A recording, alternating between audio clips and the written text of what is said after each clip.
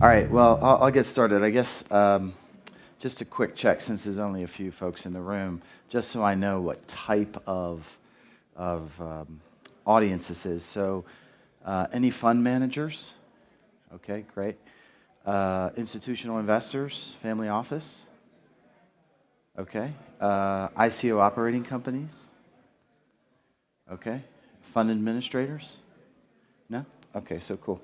All right, so we got a little bit of different things. We're Libra. We, just in disclosure, we are not an ICO company. We're actually fully funded. We just closed a Series A. We've raised about $10 million to date. We are accounting, audit, and tax, probably the least sexy company at this event. But we're sort of the folks that help count the money. So we think we're sort of a critical component. So what we're going to talk a little bit about today is scaling up different financial processes when you deal with crypto assets. So let's get right into it here. So we were founded in 2014, so we're sort of quite an old crypto company, so to speak. We're headquartered in New York, so we're about 20 people. We launched Libra Tax, so if you go www.libratax.com, you can do individual taxes. For crypto, we have thousands of users, but we're now focused on institutional solutions. We released Libra Crypto Office in November of 2017. We're currently processing about 10 million transactions, a couple 100,000 transactions a day. As I indicated, we closed our Series A. Our lead investor is actually a very, very, very large European family office out of London, and then Liberty City Ventures. They were the original funders for ItBit and a few others.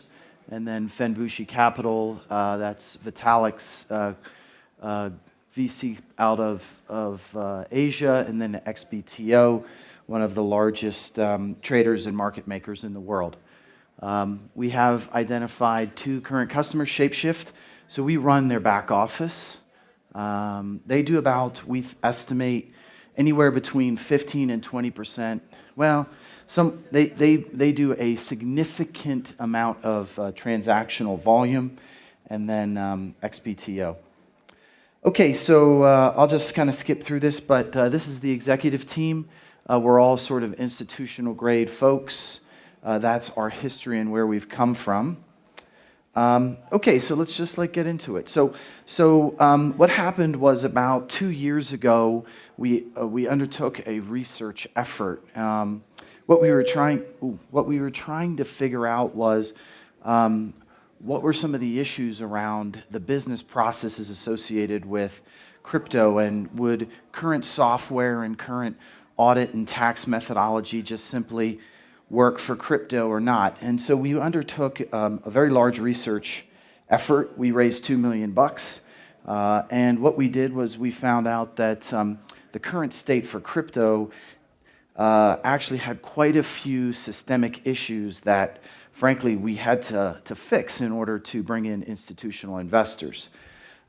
First thing we found was that multiple data feeds are required. Distributed and decentralized environments grow and contract and grow and contract, which means that you're always having to plug into new places.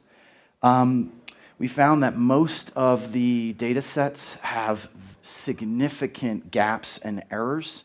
So if you're a fund manager and you've been in the space for a few years, if you run your data through our processing, we've yet to see a data set that didn't have incorrect cost basis or those sorts of things. All the manual processing is just absolutely tedious and error prone.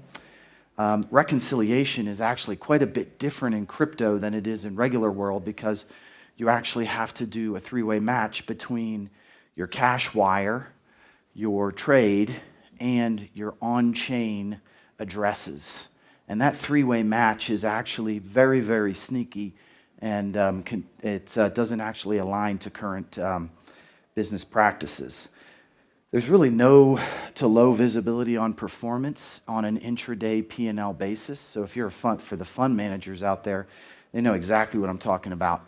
You could trade all day, and if you're trading across multiple venues, you have no way to consolidate your positions and your performance to know, how do you attribute your fees for the day, what's your P&L by exchange, what's your P&L by pair.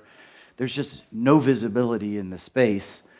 And then, the worst part about it, and we haven't seen too many blowups yet, but there's really no risk controls. So if you run a fund and you've got 6 traders, you have almost no ability to control that trader's behavior. How much risk are they taking? When are they taking it? Where are they taking it?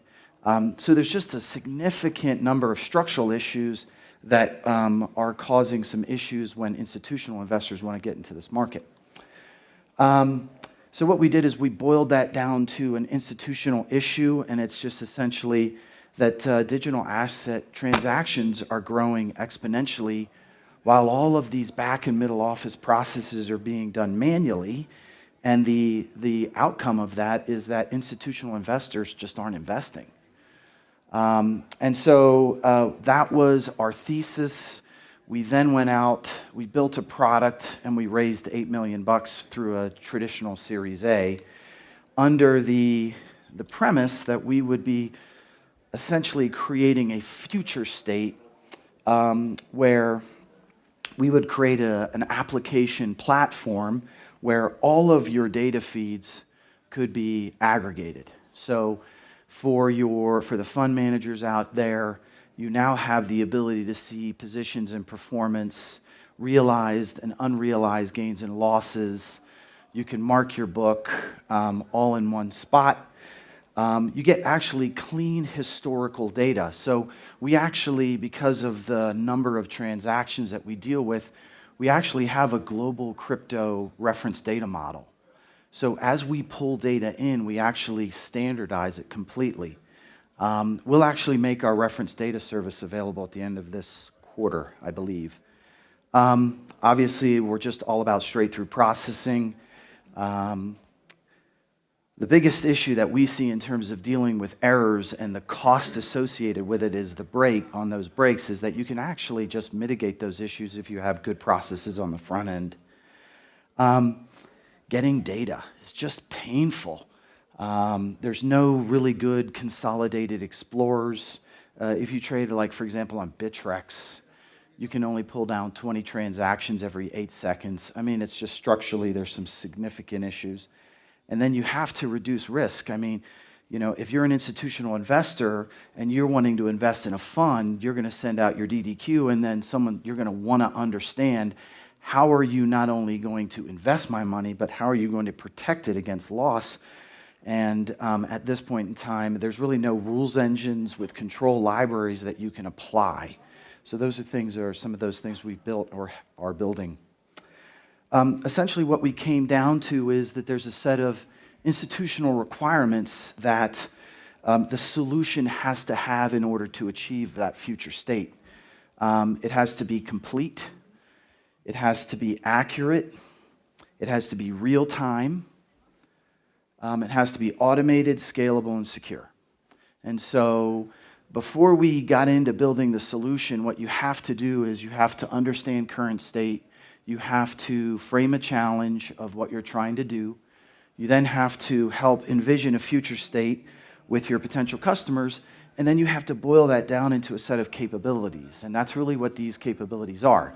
And this is key, so when you start looking at other tools in the marketplace, and there are some out there, you have to have a grouping of capabilities that are required, and then what you do is you evaluate those capabilities relative to this type of a list, and what you'll see is there really aren't anything that holistically covers off on all of these requirements.